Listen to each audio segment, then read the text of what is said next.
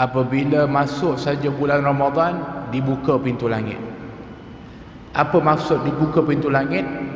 Iaitu rahmat Allah akan sentiasa mencurah-curah di dalam bulan Ramadan ini. Dibuka seluas-luasnya pintu langit. Sejauh manakah kita ini dengan Al-Quran? Ada tak Al-Quran itu apabila kita baca, kita rasa seronok dan gembira? Tapi kalau rasa baca Quran, rasa beban, rasa berat, rasa payah, rasa bosan, rasa nak cepat habis. Tapi kalau buat lagu-lagu yang bukan-bukan ni, bukan main asyik kita mendengarnya, menghafalnya, melagukannya, bermakna kita masih lagi sebenarnya ada gap dan juga halangan-halangan dengan Al-Quranul Karim.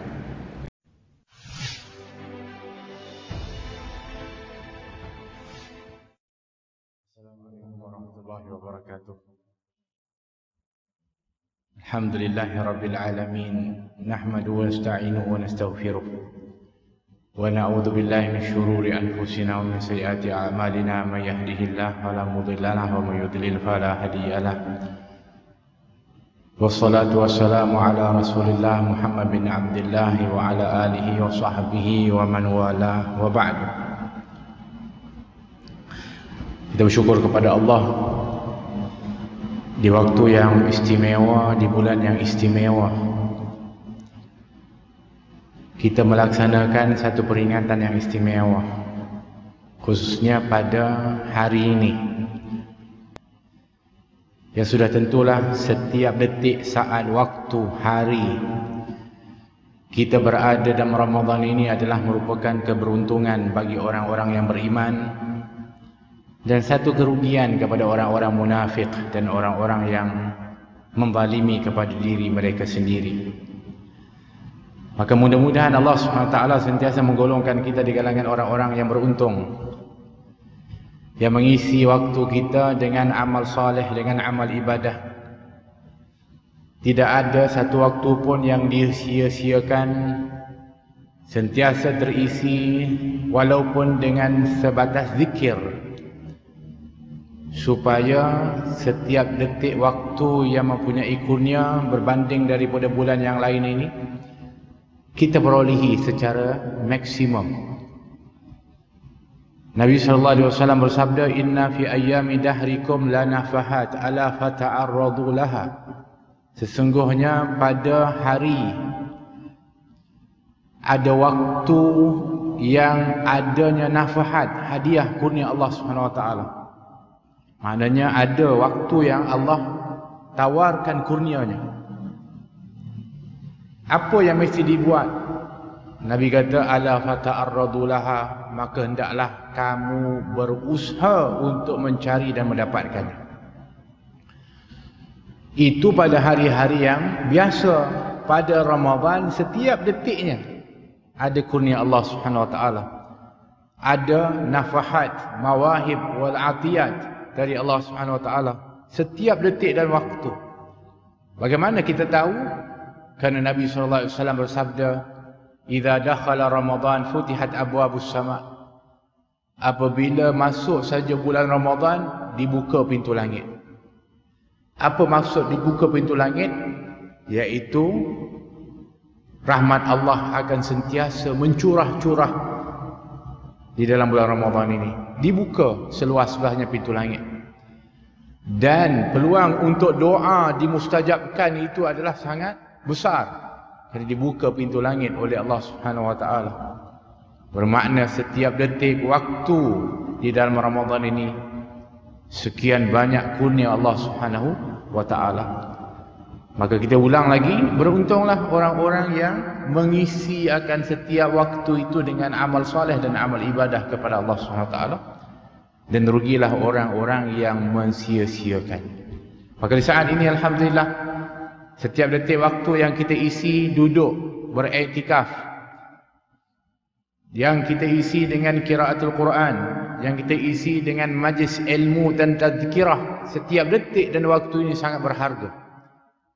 Dan yakinlah tuan-tuan dan puan-puan, detik waktu seumpama inilah yang paling akan menjadikan kita gembira di saat nanti Allah tanya kepada kita tentang di manakah engkau telah habiskan umur dan waktu. Maka perkara inilah yang paling teruja untuk kita beritahu kepada Allah SWT. Kerana detik waktu seumpama ini yang kita isi, itulah yang akan membela dan juga yang akan menambah nilai kita nanti di sisi Allah SWT, berbanding dari lepak-lepak dan duduk-duduk yang sia-sia. Yang pasti pada waktu itu kita akan rasa malu ketika nak menjawab soalan dari Allah SWT. Oleh kerana itu, tuan-tuan dan puan, nikmat seumpama ini kita kena syukur banyak-banyak. Kenapa kita kena syukur? Kerana itu nikmat yang besar dari Allah. Yang keduanya kerana supaya dengan syukur itu bukan hanya kita akan dikekalkan dengan kebaikan seumpama ini, bahkan ditambah oleh Allah, sebagaimana yang Allah berjanji, la in syakartum la azidannakum. Sekiranya kamu bersyukur, maka aku, kata Allah SWT, pasti akan tambah akan nikmat itu. Yang telah pun disebutkan oleh Allah SWT, Syahrul Ramadan alladhi unzila fihi al-Quran hudan lin-nasi wa bayyinatin minal huda wal furqan.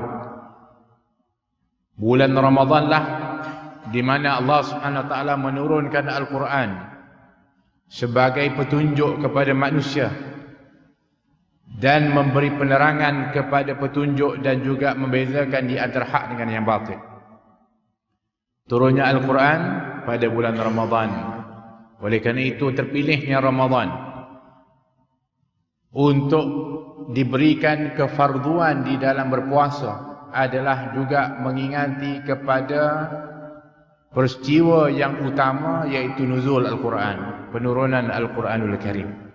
Tuan-tuan dan puan-puan, kalau kita nak bicarakan tentang nuzul Quran, proses penurunan, bila dan sebagainya, tak akan selesai. Kerana di situ ada khilaf di kalangan para ulama, hatta bilakah berlakunya tarikh-tarikh yang sepatutnya dikatakan turunnya benarnya Al-Quranul Karim. Maka di situ adanya khilaf di kalangan ulama. Maka itu sebenarnya adalah merupakan daripada perkara yang ianya sudah menjadi kelaziman, yakni perbezaan-perbezaan, kajian-kajian. Tetapi yang kita ingin untuk ambil adalah intipati daripada peristiwa tersebut, iaitu nuzul Al-Quran. Apabila kita sebutkan turun Al-Quran, kita ingin untuk ianya lebih relate dan dekat dengan kita. Al-Quran diturunkan dengan sebab, dengan maksud, dengan objektif, dengan pertanyaan, solusi penyelesai masalah, membawa kebahagiaan dan juga memberikan peringatan-peringatan serta kabar gembira dan ancaman. Itu semua inti pati daripada Al-Quranul Karim. Apakah hubung kaitnya dengan kita? Sudah tentu, ianya semuanya berkaitan dengan kita, hamba Allah Subhanahu Wa Taala. Oleh kerana itu, kalau kita sendiri pun tak faham apa itu yang diberikan janji oleh Allah di dalam Al-Quran dan apa ancaman dalam Al-Quran sehingga kita sambil lewa dan melanggarnya, kita tak ambil peduli pun bagaimana yang diajar oleh Al-Quranul Karim, kita tak kisah pun apa yang telah pun disampaikan oleh Allah, maka bermakna sia-sialah untuk kita cuti pun nuzul Quran kalau sekiranya Al-Quran itu sendiri tidak turun kepada kita dengan maksud, dianya tak sampai pun kepada kita daripada objektifnya, daripada maksudnya, daripada kebaikannya, daripada manfaatnya, dan juga dari peringatan-peringatan Allah Subhanahu Wa Taala kepada hamba. Dan nuzul Quran juga adalah bermaksud supaya Quran itu sampai kepada kita. Sampai dengan maksud kita bukan hanya membaca, tetapi menghayati dan memahami dan mengamalkannya. Maka itulah hakikat yang dimaksudkan dengan Al-Quran adalah merupakan imam, yakni yang kita ikut. Dia menjadi hudan, petunjuk, pedoman kepada kita. Dia yang menentukan yang mana hak dengan yang batil. maka itu bermakna Al-Quran itu benar-benar telah pun sampai dan turun kepada kita. Tuan-tuan dan puan-puan, Al-Quran itu turun dan telah selesai penurunannya. Tapi soalannya, sudahkah selesai kita dan tuntas kita melaksanakan Al-Quranul Karim? Sejauh manakah kita ini dengan Al-Quran? Ada tak Al-Quran itu apabila kita baca, kita rasa seronok dan gembira? Baru kita akan dinamakan Ahlul Quran. Ada orang tanya, macam mana kita nak jadi Ahlul Quran? Nak jadi Ahlul Quran, ya, kita baca, kita menghayati maknanya, kita memahaminya dan juga mengamalkannya, disebut Ahlul Quran. Tapi kalau kita nak senang ukuran, nak tahu kita ni Ahlul Quran atau tidak, Ahlul Quran bermaknanya kita ni dengan Al-Quran ni sungguh-sungguh dengan Al-Quran. Ialah apabila kita baca Al-Quran, kita akan rasa seronok, kita akan rasa bahagia, sebagaimana ahli-ahli laga seronok dengan muzik dan juga dengan hiburan-hiburan. Yang tu. Bermakna tuan-tuan perempuan, kalau baca Quran, kalau orang lain asyik dengan lagu-lagu, dengan muzik, dengan hiburan, asyik betul, seronok dia. Tuan-tuan kena rasa macam tu, baru namanya tuan-tuan dan perempuan ni Ahlul Quran. Tapi kalau rasa baca Quran, rasa beban, rasa berat, rasa payah, rasa bosan, rasa nak cepat habis. Tapi kalau buat lagu-lagu yang bukan-bukan ni, bukan main asyik kita mendengarnya, menghafalnya, melagukannya, bermakna kita masih lagi sebenarnya ada gap dan juga halangan-halangan dengan Al-Quranul Karim. Bezanya kita dengan para sahabat ketika mana membuka mushaf, mereka mengatakan hadza kalamu rabbi, hadza kalamu rabbi, dengan penuh keterujaan. Ini perkataan Tuhanku, ini perkataan Tuhanku. Sampai begitu sekali terujanya mereka ketika membuka mushaf. Asyik, gembira. Bahkan di antara mereka yang ketika baca Quran lupa segala-galanya dengan keasyikan. Ada seorang sahabah yang ketika diamanahkan oleh baginda Rasulullah SAW untuk mengawal kemah kaum muslimin di saat ketika mana Nabi SAW dan para sahabat berehat di waktu malam, dibuat shift untuk berkawal supaya jangan sampai ada musuh yang cuba menyelinap ke perkemahan kaum muslimin. Maka pada waktu itu terlantiklah dua sahabat, saya lupa namanya, disebutkan di dalam hadis. Waktu ketika sedang berkawal dua orang ni, maka seorang berkata kepada sahabatnya, mengatakan, biar aku yang jaga dulu, engkau berehat, nanti aku dah sampai penat, aku akan kejutkan engkau dan engkau pula yang menggantikan, supaya kita tak menjadi orang yang mengantuk kedua-duanya. Maka sahabat ni pun yang berjaga tadi dan sahabat yang seorang ni pun tidur sekejap. Ketika dia berjaga, dia merasakan bahawa waktu yang dia ada ketika berjaga itu tak disia-siakan. Dia melaksanakan solat. Dia solat, Allahu Akbar, sambil berkawan, Allahu Akbar. Dan dia membaca Al-Fatihah. Kemudian setelah itu dia membaca Suratul Kahfi, dan riwayat disebutkan. So dia baca Suratul Kahfi dan dia asyik di dalam menghayati dan juga membacanya. Ternyata ada satu musuh daripada jauh melihat ada seorang muslim, tentera muslim yang bangun dan mengawal. Maka dia ambil panah dan dipanah, kena kepada tubuh sahabat ni. Sahabat ni tak berhenti solatnya, dicabut tanah itu dan disambung solatnya. Dipanah yang kedua pun sama, kena di tubuhnya, dicabut dan juga dilanjutkan solatnya. Tetapi darahnya telah mengalir, dan darah itu mengalir mengenai kepada sahabatnya yang sedang tidur, hingga terbangun sahabat itu. Terkejut melihat darah yang ada, melihat kepada sahabat yang sedang salat, kemudian disegerakan salatnya, diberikan salam. Kemudian sahabat itu mengatakan, kenapa kamu tadi tak bangunkan aku ketika panahan yang pertama? Kata sahabat itu, aku pada waktu itu asyik membaca suratul Kahfi. Subhanallah. Aku pada waktu itu sedang asyik membaca suratul Kahfi. Tak rasa sakit, tak rasa terganggu. Asyik dengan suratul Kahfi. La ilaha illallah. Kalau tidak kerana, kata dia, kalau tidak kerana aku tadi berfikir, kalaulah sekiranya aku melanjutkan bacaan-bacaan yang seterusnya daripada Al-Quran, akan nantinya membawa bahaya kepada kaum muslimin, sudah tentu aku akan lanjutkan. Subhanallah. Ini yang disebutkan dengan ahlul Quran. Orang-orang yang ketika membaca Al-Quran merasakan kemanisannya, merasakan keladatannya ketika membaca Al-Quranul Karim. Maka inilah yang sepatutnya kita usahakan di dalam Ramadan. Ketika disebutkan Ramadan ini adalah bulan Al-Quran, adalah untuk kita jadikan Al-Quran itu apabila kita baca, kita merasa seronok dan asyik.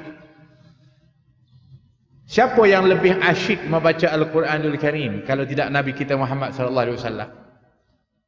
Bayangkan ketika Ibnu Abbas radhiyallahu anhu menceritakan ketika mana dia nak tahu tentang ibadah malam baginda Rasulullah SAW. Maka dia mengambil keputusan untuk tidur di rumah Sayyidatuna Maimunah yang merupakan mak saudaranya, mahram dia, yang merupakan isteri, salah seorang isteri baginda Rasulullah SAW, yang dia tahu pada waktu itu jadual isteri Rasulullah adalah Sayyidatuna Maimunah. Maka dia dah awal-awal dah datang dan tidur di situ. Untuk apa? Untuk memerhatikan apa yang dilakukan oleh baginda Rasulullah SAW di waktu malam. Maka setelah Nabi kembali dan Nabi tidur, kemudian Nabi bangun, kata Ibnu Abbas dalam riwayat, dia melihat Nabi berwuduk dengan sangat sempurna. Kemudian Nabi mengangkat takbir, melaksanakan salat 2 rakaat yang ringkas. Ibnu Abbas ikut kepada Nabi SAW salat. Kemudian setelah itu Nabi menambah rakaat yang seterusnya. Bermulalah pengalaman yang begitu luar biasa daripada Ibnu Abbas. Sampai-sampai pengalaman itu, kata Ibnu Abbas radhiyallahu anhuma, adalah pengalaman yang tak dapat dia lupakan. Kenapa?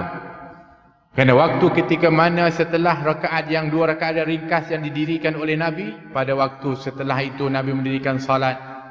Setelah suratul Fatihah, Nabi membaca suratul Baqarah.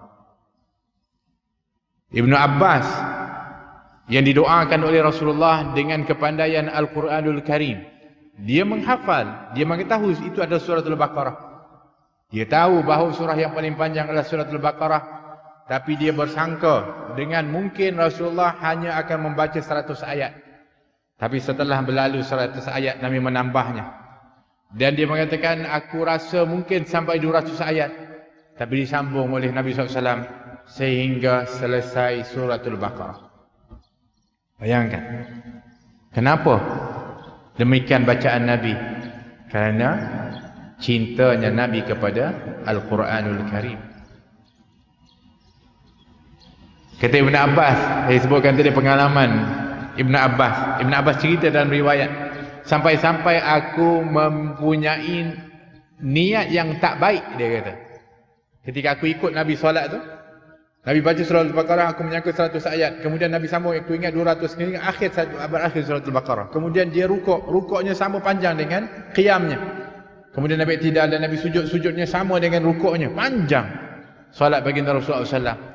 Kata Ibn Abbas, sehingga aku mempunyai niat yang kurang baik. Apa niat yang kurang baik? Iaitu kalau boleh, dia nak mufaraqah dan berhenti salat. Masya Allah. Ya, Ibn Abbas pada waktu itu umurnya berapa tahun? Sebenarnya masih muda, masih kanak-kanak. Kenapa Nabi demikian? Bacaan Nabi SAW begitu panjang. Setelahnya dibaca surah An-Nisa, disebutkan riwayat surah yang panjang-panjang. Kenapa? Kerana keasyikan Nabi SAW membaca Al-Quran. Kerana keterujaan Nabi membaca Al-Quran. Sebab itu kita tahu dalam Ramadan ini Jibril akan turun setiap hari bertemu dengan Rasulullah SAW untuk Nabi bertadarus dengan Jibril. Sampai di akhir umur Nabi, kata Nabi, Jibril bukan sekali turun setiap hari, tapi 2 kali. Maksudnya apa? Semakin di penghujung umur, semakin banyak bacaan Al-Quran baginda Rasulullah SAW. Kita macam mana? Kenapa tak baca Quran? Dah tua, kita.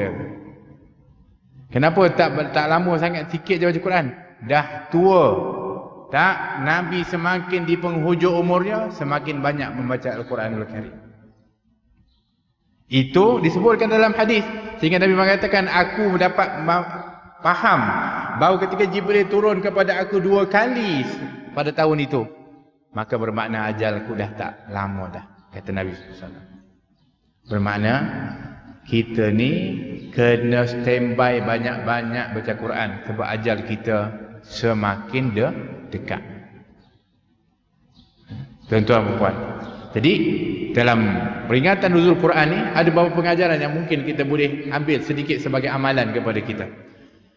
Kita ambil, kalau kita nak ceritakan tentang intibati Al-Quranul Karim, sudah tentu memang waktu kita tak cukup pun. Cukup dengan beberapa daripada pengajaran. Hatta dari susunan surah-surahnya mempunyai pengajaran. Contoh yang kita boleh untuk ambil daripada pengajaran adalah dari susunan surahnya, bermula dari suratul Fatihah yang disebutkan dengan Ummul Quran, Sab'ul Masani.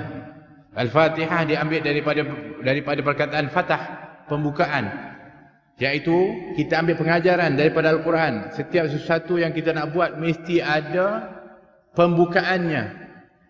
Dan seafdal-afdal pembukaan itu adalah dengan membaca Bismillahirrahmanirrahim dan mengucapkan hamdalah. Kan Al-Fatihah, Bismillahirrahmanirrahim, Alhamdulillahirrabbilalamin.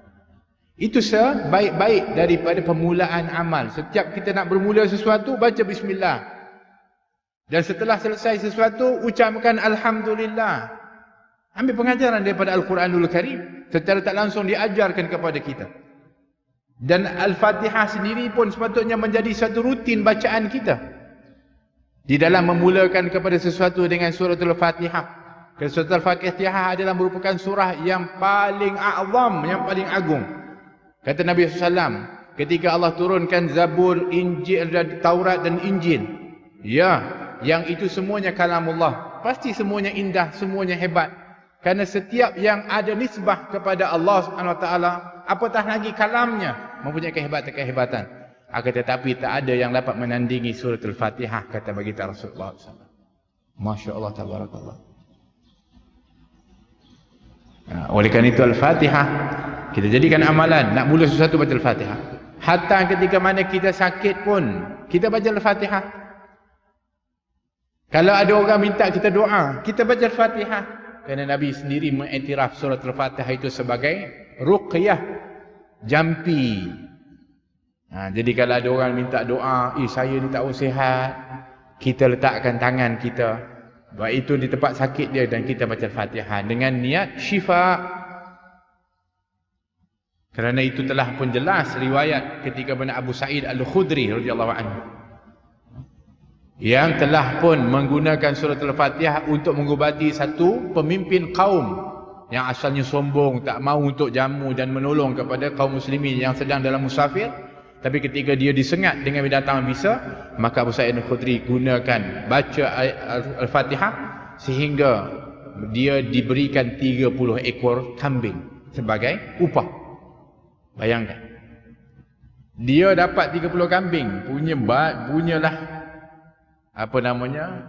memahami bahawa penyakit yang dialami oleh ketua tu disengat tu adalah satu yang mustahil untuk sembuh. Tapi kerana dia baca Al-Fatihah, kemudian dia ruqyah, sembuh seketika itu juga. Bawa balik 30 ekor dengan sahabat. Jumpa Nabi SAW, ya Rasulullah, kambing mana kamu dapat ni? Kami dapat daripada ruqyah, jampi. Kata Nabi, dengan apa kamu jampi? Dengan surah Al-Fatihah. Kata Nabi SAW, sesungguhnya surah Al-Fatihah itu surah jampi, kata Nabi SAW. Maka bagaimana Rasulullah kami ambil upah ni? 30 ekor. Kata Nabi SAW, sebelih dan makanlah. Dan jangan lupa ajak aku sama, kata baginda Rasulullah SAW. Jadikan amalan surah Al-Fatihah. Buka setiap satu dengan surah Al-Fatihah. Tuan-tuan dan puan. Kemudian kita tengok dalam Al-Quran permulaan ayat dalam surah Al-Baqarah. Allah SWT menyebutkan Alif Lam Mim, dzalikal kitabu la raiba fihi hudal lil muttaqin. Ini Al-Quran. Tengok dimulakan. Ini Al-Quran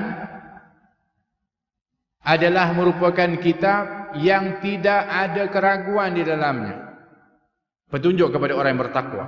So dimulakan dalam surah Al-Baqarah itu adalah supaya kita buka Al-Quran dengan yakin. Bukan kita buka tu macam buka buku-buku, cerpen ataupun novel yang direka, tak. Bukalah Al-Quran nak baca dengan yakin. Kerana dengan yakin itulah membuahkan amal. Sekian banyak dalam Al-Quran perintah. Sekian banyak dalam Al-Quran larangan. Sekian banyak dalam Quran anjuran. Tapi apabila kita buka dan baca, berapa banyak yang kita amalkan daripada apa yang kita baca? Bergantung sejauh mana keyakinan kita. Betul? Yalah, kalau kita buka satu magazine majalah, tu dia buka, oh ada iklan, tengok macam menarik je.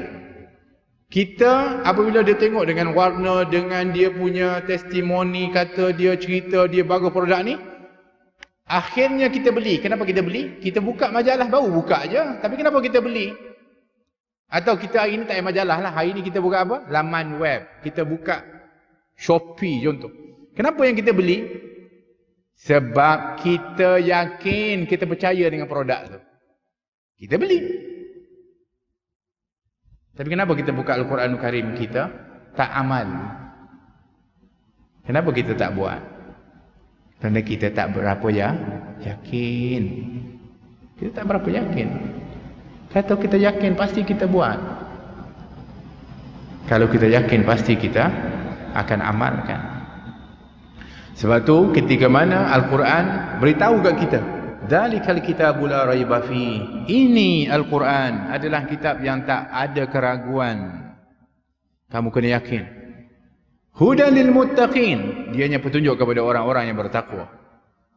Siapa orang yang bertakwa? Bermakna apabila kita yakin, maka keyakinan itu akan membuahkan amal, dan amal yang paling utama untuk kita buat, alladzina yu'minuna bil ghaib. Iman kepada benda-benda yang gaib, yang tak nampak, pahala, dosa, begitu juga syurga, akhirat, barzakh. Kemudian dia saksikan amalan itu dengan as-salah. Alladzina yu'minuna bil ghaibi wa yuqimuna as-salah, dengan menunaikan salat, wa mimma razaqnahum yunfiqun, dan juga sebahagian daripada hartanya diinfakkan. Dan ini adalah cara dalam kita menyusun kedekatan hubungan kita dengan Al-Quranul Karim. Kerana susunan Al-Quran ini adalah merupakan susunan dari Allah SWT. Sebab itu apabila kita sebutkan turunnya Al-Quran dari Lauh Mahfuz ke Baitul Izzah di samai dunia, diturunkan sekaligus oleh Allah SWT, 30 juzuk, 114 surah diturunkan oleh Allah. Yang mana susunannya seperti mana susunan yang kita ada sekarang ini. Walaupun ketika turun kepada Nabi adalah bersusunan yang berbeza-beza. Bermula dengan surah Al-Alaq, iaitu 5 ayat daripada Iqra. Kemudian setelah itu surah Al-Muzammil atau Mudaththir. Kemudian setelah itu daripada surah-surah ataupun ayat-ayat yang lain. Tapi ternyata sebenarnya Quran itu telah disusun oleh Allah SWT sejak azali lagi. Kemudian diturunkan ke Baitul Izzah. Kemudian barulah diturunkan secara peringkat-peringkat kepada baginda Rasulullah SAW ala hasbil waqa'i, atas keadaan-keadaan, keperluan-keperluan yang tertentu, sehingga sempurnalah selama 22 tahun, 22 bulan, 22 hari turun kepada baginda Rasulullah sallallahu alaihi wasallam, sehingga lengkap dan sempurnalah Al-Quran yang ada bersama dengan kita di saat ini. Tuan-tuan, puan-puan rahmati oleh Allah Subhanahu wa taala, maka dengan peringatan-peringatan seumpama ini sepatutnya menjadi sebab kepada kita ini semakin dekat dengan Al-Quran, semakin kasih kepada Al-Quran, semakin yakin kepada Al-Quranul Karim, sehingga apa saja yang bertentangan dengan Al-Quran kita tolak. Wa halallahu bai'a wa harrama riba. Allah berfirman, Allah menghalalkan jual beli dan mengharamkan riba. Tapi ada orang kata, ni pakai ekonomi cakap, oh kita kena ada riba, baru kita boleh, ekonomi kita boleh jalan, kita boleh hidup, barulah. Mana yang kita nak pegang? Al-Quran ke pakai ekonomi? Tak, Al-Quranul Karim. Dzalikal kitabul la raiba fihi. Ini kitab yang tak ada keraguan, yang diturunkan oleh Allah Subhanahu wa taala. Tuan-tuan dan rahmati oleh Allah. Ya sudah azan kita. Sampai waktu azan.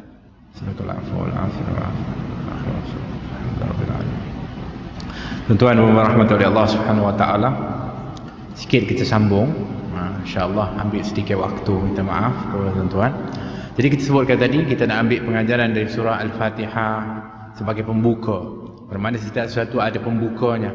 Dan pembuka yang kita nak ambil pengajaran daripada Al-Quranul Karim seperti diajarkan dalam surah Al-Fatihah adalah dengan bismillah, dengan nama Allah, dengan hamdalah, dengan doa yang kita lihat ada di dalam surah Al-Fatihah. Baik, ada nama-nama surah, dan nama-nama surah ini, hatta nama surah pun sebenarnya sudah pun dinamakan oleh Allah SWT.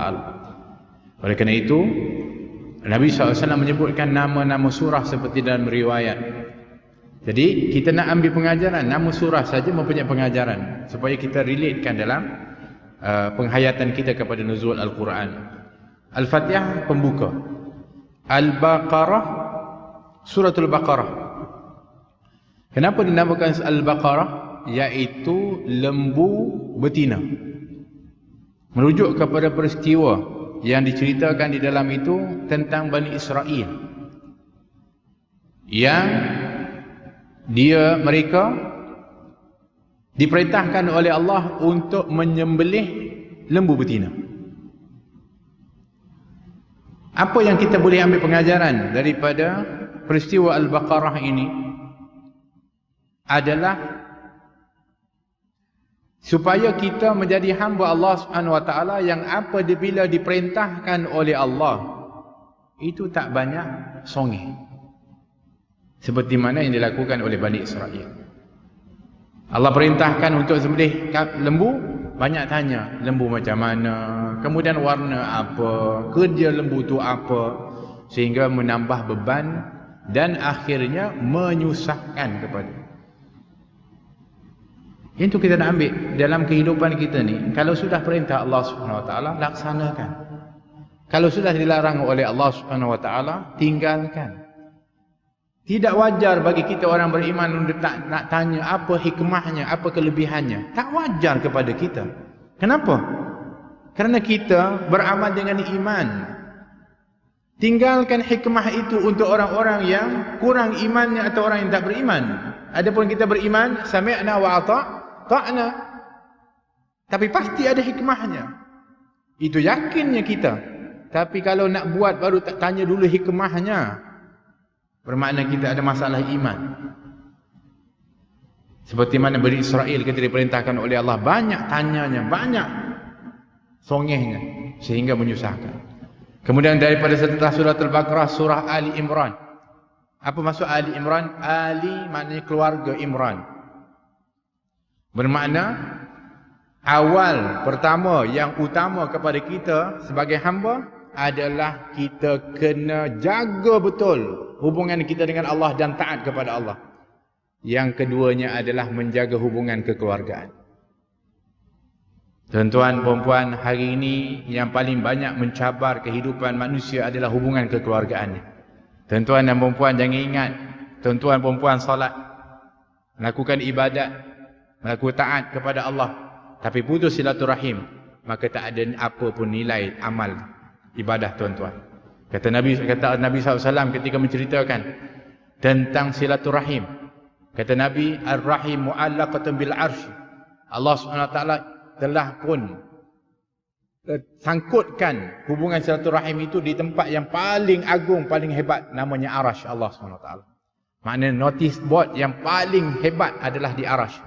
Dan notis yang Allah gantung kat situ adalah tentang silaturahim.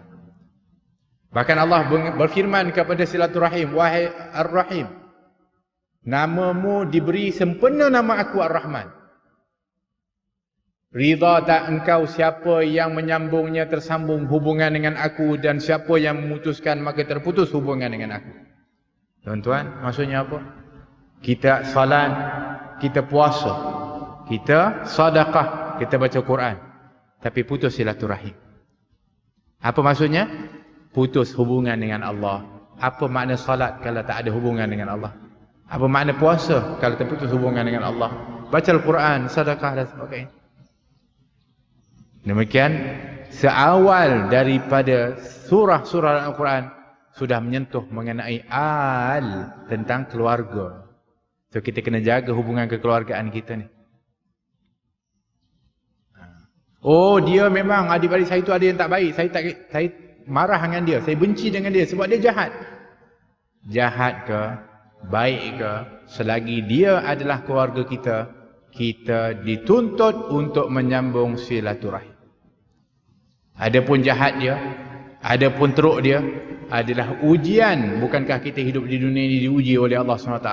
Ada orang diuji dengan ibu bapanya, ada orang diuji dengan adik-beradiknya, ada orang diuji dengan kawannya, ada orang diuji dengan jirannya, ada orang diuji dengan hartanya, ada orang diuji dengan pangkatnya. Kita mungkin diuji dengan adik-beradik kita.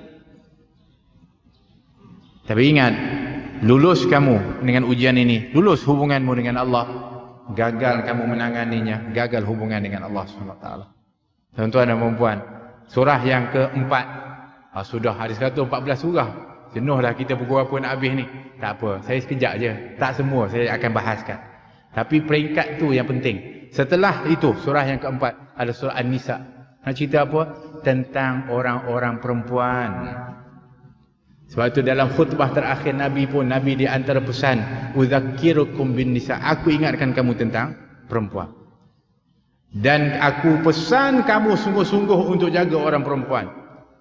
Kalau dia isteri, kamu kena berbuat baik kepada dia.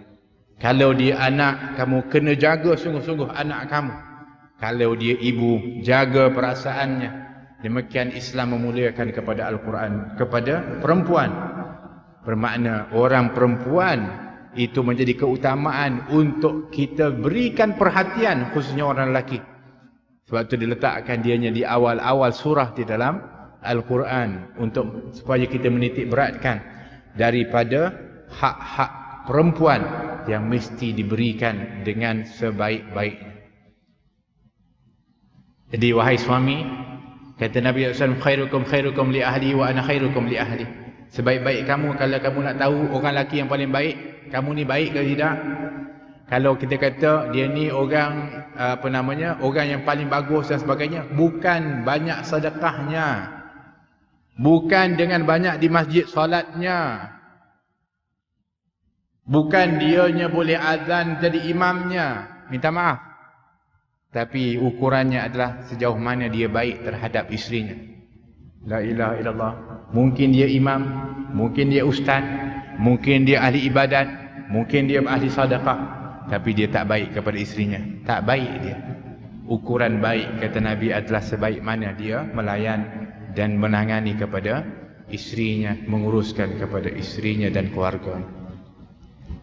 Tuan-tuan rahmati oleh Allah, yang kelima adalah surah Al-Ma'idah. Nak beritahu kepada Al-Ma'idah apa? Tentang makanan. Nak cerita kata kita kena jaga sumber makanan kita ni. Nak jaga sumber makanan daripada sumber yang halal. Dan halal itu ada dua keadaan, baik zat ataupun daripada sumber.